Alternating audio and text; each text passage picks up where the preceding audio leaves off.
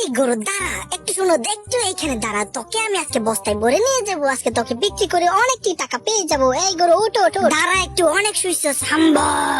বিড়াল ছানা, তোর কত বড় সাহস, তুই আমাকে দূরে আনছিস? তোর আমার সম্পর্কে কোনো ধারণাই নাই। এইবার তোকে দিয়ে আমি সব কাজ করাবো। আমার এইবার তুই আমার ক্ষেতের সব কাজ করবি, এখান থেকে পালানোর চেষ্টা করবি, একটা গুলি করে উড়িয়ে দিব। আবে দাঁড়া দাঁড়া, আমি পালাচ্ছিস কোথায়? দাঁড়া না, এই বিড়াল ছানা নাম এখান থেকে, তুই আমার টমেটো নেই, কোথায় পালাচ্ছিস? দেখি তো খেয়ে কেমন লাগে। দাঁড়া, তোমার জন্য আরো অনেক পেরে নিয়ে আসছি, এইবার নাও তুমি খাও, কত মজা দেখো। আম নাম নাম নাম নাম, এই লো মিলে ফেললাম, বুম। এইবার তোরা সবাই মরে যায়, এইবার সবগুলো কাক্কা নিয়ে আমি শহরের কাছে নিয়ে যাব, এবং এই নাও তুমি খাও। নাম নাম নাম নাম নাম নাম।